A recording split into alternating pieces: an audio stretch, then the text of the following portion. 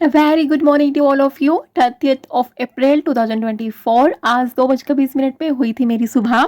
ऐ इंसान, तू क्यों हार जाता है अपनी परेशानियों से?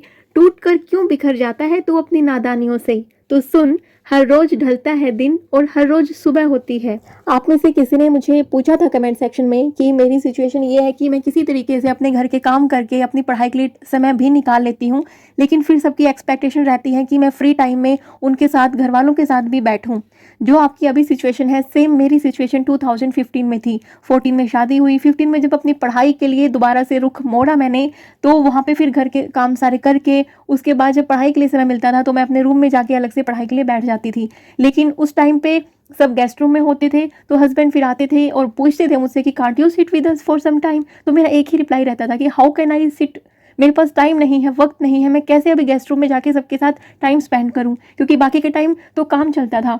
सुबह आप उठो, उस टाइम पे भी मैं 5 o'clock के राउंड उठ जाती थी। उसके बाद 1 घंटे तक अपनी पढ़ाई करती थी। 6 o'clock मेरे को रहता था कि सबके लिए चाय वगैरह दे के, कुछ जो बर्तन होते थे वो साफ़ करके, झाड़ू पोछा करके, उसके बाद फिर ब्रेकफास्ट की तैयारियाँ, फिर वो बर्तन करना। उसके बाद फिर जो मैं फ्री टाइम मिलता था, थोड़ा सा 1 घंटा ही टाइम मिलता था उसके बाद भी, क्योंकि फिर लंच की तैयारी स्टार्ट हो जाती थी। तो ऐसा कर करके जैसे लंच हुआ, लंच के बर्तन हुए, उसके बाद थोड़ी सी नींद खुद को भी आती थी। वहाँ पे नींद कंट्रोल उस टाइम पे नहीं होती थी, क्योंकि दिन भर काम करके बहुत थक जाती थी। धीरे धीरे नींद पे कंट्रोल करना स्टार्ट किया। और जो मुझसे पूछ रहे थे ना कि एचटेट आपने कैसे क्लियर किया, इसी टाइम के दौरान मैंने अपना एचटेट क्लियर किया था। और आपने पूछा था कि दिन में आपने कितने घंटे पढ़ाई की, तो एचटेट के लिए यूजुअली सुबह 5 to 6, सुबह 1 घंटा, उसके बाद 10 o'clock तक सारे कंप्लीट करके 10 से 11 1 घंटा मिलता था। 11 o'clock फिर लंच की तैयारियां स्टार्ट हो जाती हैं। 1 o'clock तक फिर वही लंच चलता है। फिर 2 o'clock तक आराम करके थोड़ा सा, फिर उस टाइम पे मैं 3 o'clock तक अपना 1 घंटा निकालती थी। फिर चाय का टाइम हो जाता था, चाय बना के फिर उसके बाद फिर चाय के बर्तन हो जाते हैं। और उसके बाद फिर थोड़ा सा क्लीनिंग स्टार्ट हो जाती है, कपड़े तय लगाना, उतारना, मतलब बहुत सारा काम आप सब समझते ही होता ही होगा। फिर इवनिंग का फिर वही थोड़ा बहुत टी स्नैक कुछ, या फिर खाना ही नॉर्मली हो जाता है, किसी को भूख लग रही है तो फिर सीधा मुझे रात को ही टाइम मिलता था। रात तक मैं थक भी जाती थी। तो टोटल मिला के मुझे 4 hours के अराउंड ही मिलते होंगे एचटेट की पढ़ाई करने के लिए। तो रोज के मैंने 4-4 घंटे ऐसे निकाल के, और जो एचटेट की प्रिपरेशन है मैंने वो मेरे ख्याल से 2-2.5 महीने ही की होगी, इससे ज़्यादा नहीं की, क्योंकि कंप्यूटर से मेरा एग्जाम था और कंप्यूटर थोड़ा सा मेरा ठीक था उस टाइम पे सब्जेक्ट, तो उसके लिए मुझे इतनी दिक्कत नहीं आई थी। जबकि मुझे हिंदी में सबसे ज़्यादा दिक्कत आई थी। हिंदी जब मैं करती थी तो मुझे लगता था कि मेरा सब कुछ क्लियर हो जाएगा, लेकिन हिंदी नहीं हो पाएगा, क्योंकि हिंदी जो ग्रामर है, हिंदी व्याकरण जिसको बोलते हैं, उसमें मेरी पकड़ बिल्कुल छूट चुकी थी। 10th क्लास तक थी, लेकिन फिर भी किसी तरीके से हिंदी, पेडागोगी, मैंने इन चीज़ों को टैकल किया। और डेली के 4 घंटे देके 2.5 से 3 महीने का लगभग समय था। उसको ना 2.5 कहेंगे ना 3 कहेंगे, बीच का ही समय लगा लो, इतना ही कुछ था। और मैंने अपना एग्जाम दिया था, एग्जाम बहुत अच्छा हुआ था। 2015 में वो एग्जाम कैंसिल भी हो गया था। बहुत बुरा लगता है कि आप ऐसे टुकड़े टुकड़े टाइम निकाल के अपनी पढ़ाई करते हैं और एग्जाम कैंसिल हो जाता है। फिर 2016 में मेरा एग्जाम हुआ, और वही एग्जाम जो कैंसिल हो गया था एचटेट का, और उसके लिए मैंने 1 महीना बस प्रिपेयर किया था जब एग्जाम की डेट आई थी, क्योंकि मन नहीं मानता था। मन ऐसे लगता था कि यार क्या प्रिपेयर करना अभी बार बार ना, तो थोड़ा सा मतलब दुख लगता है। और वो मेरा पहला ही गवर्नमेंट एग्जाम था जो पहली बार दिया, इतनी मेहनत से दिया और कैंसिल हो गया।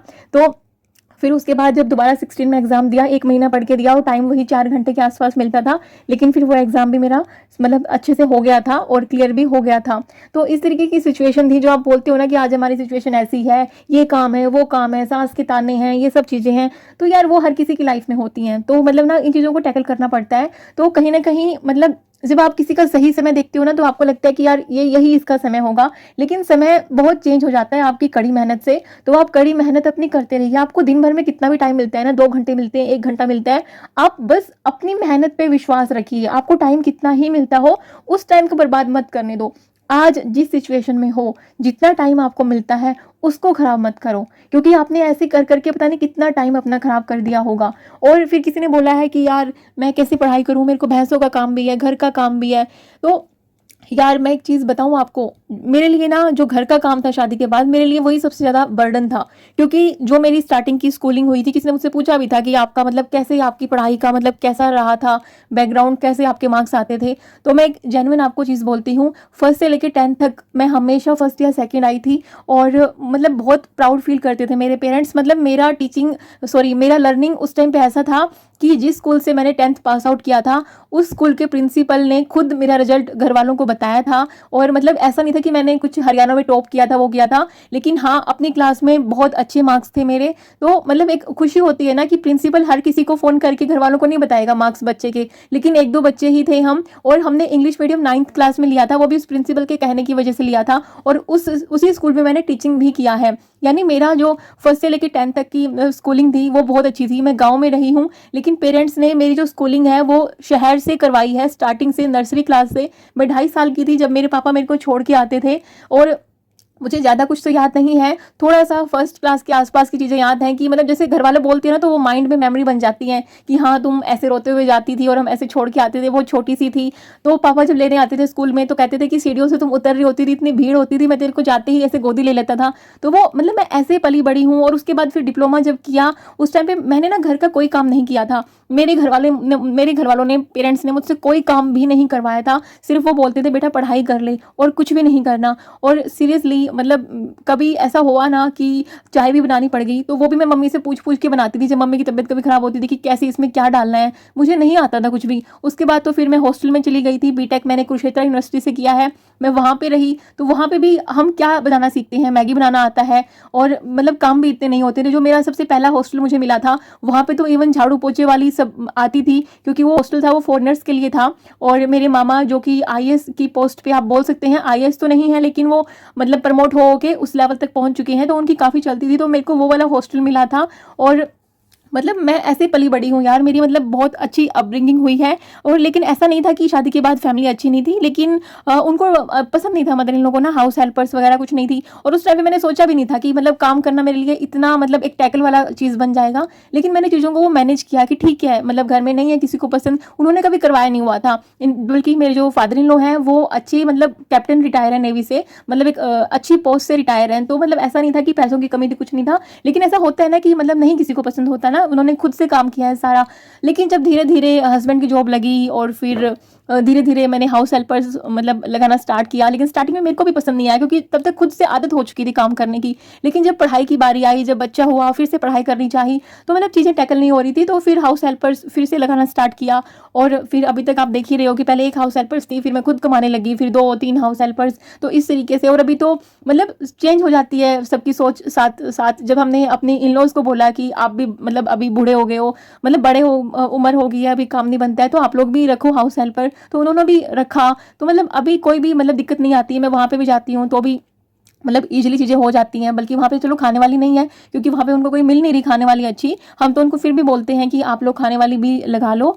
तो ऐसे हालात बदल जाते हैं। पहले जहाँ पे मैं अपने लिए चीज़ें नहीं बोल पाती थी अच्छे से, अभी मैं उनको भी सजेशन देती हूँ, वो मुझसे सजेशन लेते हैं बहुत सारी चीज़ों में। और मतलब टाइम के साथ सब कुछ अच्छा होता है, हालात भी अच्छे हो जाते हैं। और आप में से किसी ने पूछा था कि गाड़ी सीखने के लिए आपको कहाँ से प्रेरणा मिली, तो गाड़ी मैंने अभी लास्ट कुछ महीने पहले ही सीखी है। और ये जो आप देख सकते हैं ब्लू वाली गाड़ी, इस पर एल लिखा हुआ है। और गाड़ी का मैं इसलिए मेंशन कर रही हूँ क्योंकि किसी ने पूछा था मुझसे कि आपके घर पे जो रेनॉल्ट की गाड़ी है वो कौन सी है, कितने रुपए की है।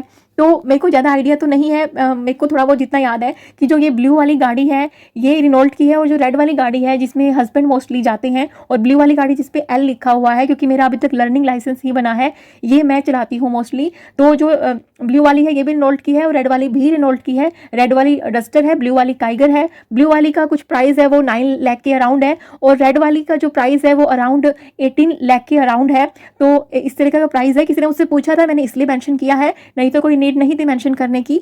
तो यही है दोनों रिनॉल्ट की गाड़ियाँ। और गाड़ी सीखने का मुझे प्रेरणा पता है कहाँ से मिला, जब मैं अर्निंग करने लग गई तो मुझे स्टार्टिंग में लगा कि मैं ना इंडिपेंडेंट बन गई हूँ, मैं बहुत खुश थी। लेकिन जब कुछ सामान बाहर से लेने की बारी आई तो मुझे फिर लगता था यार पैसे हाथ में होते हुए भी सामान लेने के लिए मुझे फिर से मतलब वो डिपेंडेंसी आ जाती है। पूछना पड़ता है कि आपके पास टाइम है, कब चलोगे हस्बैंड से। देन आई हैव रियलाइज्ड कि ऐसे तो काम नहीं चलेगा, अभी भी वो वाली इंडिपेंडेंसी तो नहीं आई। तो फिर मेरे को लगा कि नहीं यार गाड़ी सीख लेनी चाहिए। इनफैक्ट मुझे स्कूटी भी नहीं आती थी, मैंने पहले गाड़ी सीखी है, उसके बाद मैंने स्कूटी सीखी है। गाड़ी सीखते हुए मुझे इतना डर भी नहीं लगा जितना स्कूटी सीखते हुए लगा। मैंने लाइफ में सोचा नहीं था कि मैं भी स्कूटी चला पाऊंगी। डे 1 पे मुझे लगा कि बस मैं गिर ही जाऊंगी और मैं तो कभी सीख ही नहीं सकती स्कूटी चलाना। लेकिन टाइम के साथ साथ सब कुछ हो जाता है। तो बस वही है, अभी 9 o'clock के आसपास मेरा हो जाता है सोने का टाइम। और कल यानी कि 1 मई को लेबर डे है, तो हस्बैंड यहाँ पे बच्चे के स्कूल में जो हेल्पर्स हैं उनके लिए बना रहे हैं कार्ड।